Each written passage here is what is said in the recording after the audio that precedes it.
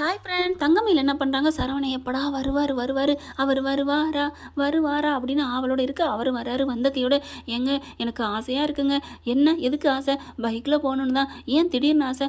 இல்லை ராஜியும் கதிரும் காலையில் போனாங்களா, எனக்கும் அதே மாதிரி போகணுன்னு ஆசையாக இருக்குது அப்படிங்கிறாங்க.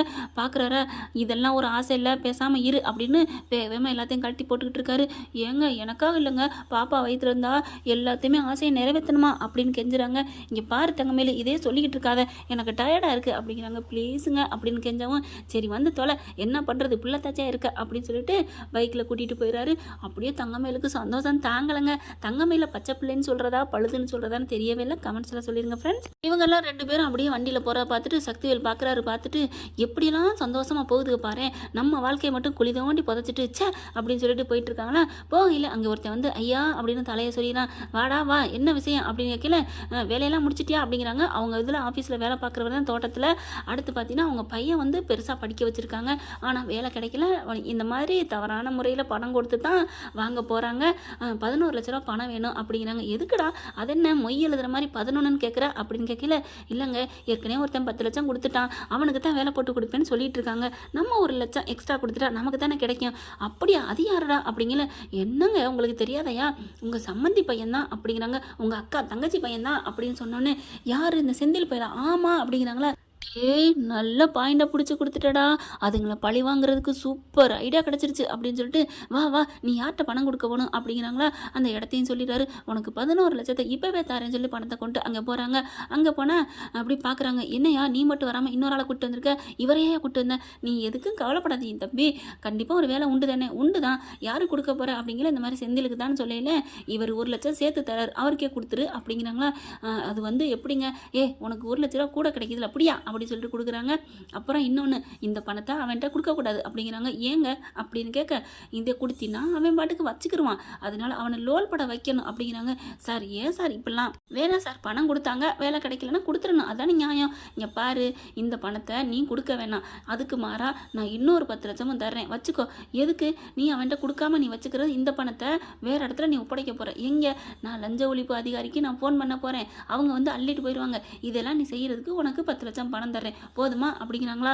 ஐயோ என்னங்க இது தப்புங்க அப்படிங்கிறாங்க. நீ தப்புன்னு சொன்னேன்னா இப்படி இந்த மாதிரி வாங்குறப்பாரு, இதை நான் போலீஸில் போட்டு கொடுப்பேன், அப்போ உன்னை உள்ளர கம்பி என்ன வைப்பாங்க, அப்போ உனக்கு அது முக்கியமா இது முக்கியமா. ஐயோ சார் சார் அப்படிலாம் பண்ணாதீங்க சார், நான் வேணா வேலை போட்டு கொடுத்துட்றேன், நான் இந்த பணத்தை அவங்ககிட்ட கொடுக்கல அப்படின்னு சொல்லிடுறாங்களா. சரி இப்போ தான் வழிக்கு வந்திருக்க, இதுதான் நல்ல பிள்ளைக்கு அடையாளம் அப்படின்னு சொல்லிட்டு என்ன பண்ணா, சக்திவேலு லஞ்ச ஒழிப்புத்துறை அதிகாரிக்கு ஃபோன் பண்ணிடுறாங்க. அவங்களும் பார்த்தா பக்காவை போய் ஆதாரத்தோடு பார்க்குறாங்களா. இனி இவனை சும்மா விடக்கூடாதுன்னு சொல்லிட்டு பாண்டியன் வீட்டுக்கு வராங்க. செந்தில கைது பண்ணுறான் அப்படிங்கிறாங்க. அவங்க எல்லாருமே பார்க்குறாங்க. ஐயோ என்னது இப்படி நடக்குது அப்படின்னு மறுபடியும் குடும்பத்தில் இடி விழுகுதுங்க. குயோ மீன் கத்துறாங்க. மீனா வந்து பதட்டத்தோட கேட்குறாங்க.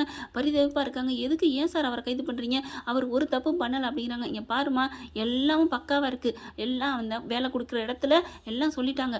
10 லட்ச ரூபா கொடுத்து, ஏண்டா நீங்களாம் படித்து நேர்மையாக வரமாட்டீங்களா, என்னம்மா நீயும் வேலைக்கு வந்திருக்கிற, நீலாம் எப்படி வந்த, படித்து தானே வந்தா இல்லை நீ இப்படி குறுக்கு வழியில் வந்தியா, யாரை பார்த்து இப்படிலாம் பேசுகிறீங்க, என் மருமக அப்படிலாம் இல்லை அப்படின்னு கோமதி சொல்லுது. அதான் இந்த லட்சணம் தெரியுது, கிளம்புங்க அப்படின்னு சொல்லிட்டு அரெஸ்ட் பண்ணிட்டு போயிடுறாங்க. அப்படியே அழுதுகிட்டே வர்றாங்க. சக்திவேல் பார்த்துட்டு ஆஹான்னு சந்தோஷப்படுறாரு. உங்களோட அழுகையும் துக்கத்தையும் பார்க்குறதுக்கு 11 லட்ச ரூபா நான் இழக்க வேண்டியதாக இருக்குது அப்படின்னு வந்துக்கிறான். அடுத்து பார்த்தா மீனா செம்ம காண்டாகிறாங்க. அவங்க அப்பா வீட்டுக்கு போகிறாங்க. இங்கே ஏற்கனவே டோஸ் விட்டுறாரு. டோசஸ் நல்ல செம்மையாக ஏற்றுறாரு மீனாவை. ஏன் மீனா அந்த மாதிரிலாம் சொல்லலை அப்படின்னுட்டு, என்னை மன்னிச்சிருங்க மாமா, அவர் எப்படியும் போட்டுரு என்ன சொன்னார், வேலை கிடச்சிட்டா அந்த உங்கள் 10 லட்சத்தை போட்டுடலான்னு தான் நினச்சோம், இப்படி ஆகும்னு நினைக்கல. அப்புறம் 10 லட்ச ரூபாய்க்கு நீ எங்கே எப்படி கொடுத்த அப்படின்னு கேட்குறாங்க. நான் லோன் போட்டு கொடுத்தேன் அப்படிங்கிறாங்க. ஏப்பா இதெல்லாம் தேவையா, நீ இப்படிலாம் பண்ணுவேன்னு நினைக்கவே இல்லை, எப்படி மாமா உண்மையை சொல்ல முடியும், புரிச்சேன் சொல்லக்கூடாதுன்னு சொல்ல இல்லை, நான் எவ்வளோ தடுத்தேன் கேட்கல அப்படின்னு சொல்லிட்டு அங்கேருந்து கிளம்புறாங்க. வேகமாக அப்பா கிட்ட போய் சொல்கிறாங்களா. அவருக்கு தூக்கி வாரி போடுது. என்னம்மா சொல்கிற, ஆமாப்பா இந்த மாதிரி நடந்ததை சொல்ல சே அப்படின்னு சொல்லிட்டு அந்த ஆளுக்கு ஃபோன் பண்ணுறான். அவன் என்ன பண்ணுறேன், என் ஃபோனை எடுத்துக்கிட்டு, நாங்கள் என்ன சார் பண்ண முடியும், பணம் அவங்க 1 லட்சம் கூட கொடுத்தாங்க, கொடுத்துட்டேன், ஆனால் இந்த மாதிரி போலீஸ் வரும்னு எனக்கு என்ன தெரியும் அப்படின்னு சொல்லி தப்பிச்சுக்கிறாரு. அதுக்கப்புறம் மீனா அப்பா என்ன பண்ணாங்க, ஸ்டேஷனுக்கு போயிடுறாங்க. எதுக்கு சார் இவர் அரெஸ்ட் பண்ணி வச்சிருக்கீங்க அப்படிங்கிறாங்க. என்னங்க எதுக்குங்கிறீங்க, இந்த மாதிரி பக்காவாக பிடிச்சிருக்கான், அவர் கொடுத்ததை பார்த்தீங்களா, வாங்கினதை பார்த்தீங்களா அப்படின்னு கத்துறாங்க.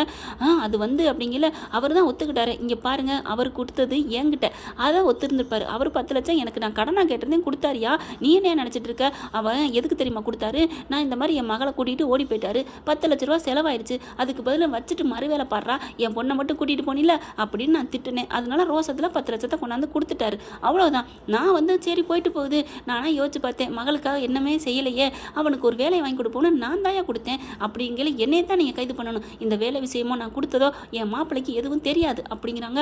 அப்படியே செந்தில் பார்க்குறாரு, சே நம்ம மாமனார் நமக்காக எவ்வளோ கஷ்டப்படுறாரு அப்படின்ட்டு, மாமா வேணாம் மாமா விடுங்க மாமா, ஏன் மாப்பிள்ளை நீ சும்மா ஏரியா அப்படிங்கிறாங்க. போலீஸ்காரங்க என்ன பண்ணுறாங்க, வேறு வழியே இல்லை, அவங்க அப்பா வந்து அரெஸ்ட் பண்ணிடுறாங்க, செந்திலை விடுதலை பண்ணிடுறாங்க.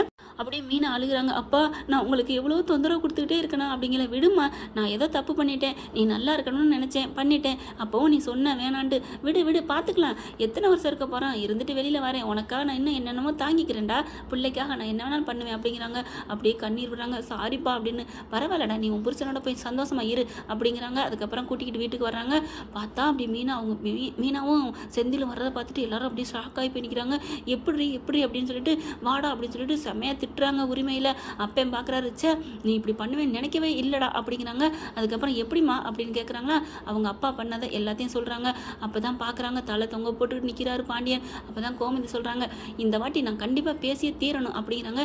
என்ன கோமதி பேச போகிற அப்படின்னு பாண்டியன் கேட்க, இல்லைங்க நீங்கள் எதுக்கெடுத்தாலும் திட்டுறீங்க, நீங்கள் எந்த தப்புமே பண்ணலை, இவங்க தான் தப்பு பண்ணாங்க, ஏன்டா இப்போ கூட நீங்கள் செந்தில திட்டலாம், ஏன்டா அப்படி பணத்தை கொடுத்தா எதுக்குடா பண்ண, நீலாம் ஒரு மனுஷனாடா அப்படி இப்படின்னு, ஆனால் அதுக்கு மூல காரணமே நீங்கள் தான், பிள்ளைங்க இப்படி போகிறதுக்கு அப்படிங்கிறாங்க. நான் என்ன பண்ணேன் அப்படிங்கிற மாதிரி பாண்டியன் பார்க்க, ஆமாங்க நம்ம பிள்ளைக்கு என்னென்ன தேவையோ அதை செஞ்சு கொடுக்கணுங்க, அதை விட்டுட்டு எல்லா சுமையும் அதுகளையே பிரியாமல் நம்மளே எல்லாம் பண்ணுறோம் அப்படின்னு அதில் ஒன்று கூட முன்னுக்கு வர விடாமல் பண்ணால் என்ன அர்த்தம் அப்படிங்கிறாங்க.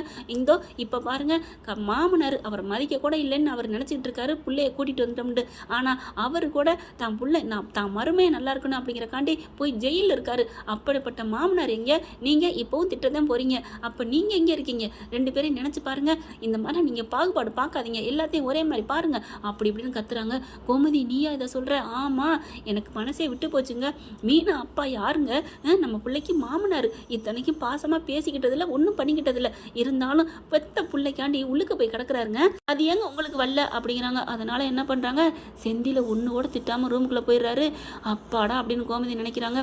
அம்மா அத்தை அப்படின்னு எல்லாரும் அத்தை கிட்ட வராங்க. கோமதி கிட்ட எப்படி அப்படிங்கல, அடியே நான் எப்படி நல்லா பேசிட்டேனா அப்படின்னு கேட்கல மீனா பார்க்குறாங்க. அத்தை அப்போ நீங்கள் பேசுனதெல்லாம், நான் நிஜந்தாண்டி பேசினேன், பொய் பேசலை, இருந்தாலும் ரோசத்தோடு பேசலடி, என் பிள்ளைய காப்பாற்றணுமே அப்படிங்கிறக்காண்டி அவரை திட்டின மாதிரி நடிச்சேன்டி, மற்றபடி பயத்தில் தாண்டி உள்ளுக்குள்ளே பேச மட்டும் வீக்காக தாண்டி இருந்துச்சு அப்படின்னு கோமதி சொன்னோன்னே எல்லாரும் முறைக்குதுங்க, சிரிக்குதுங்க.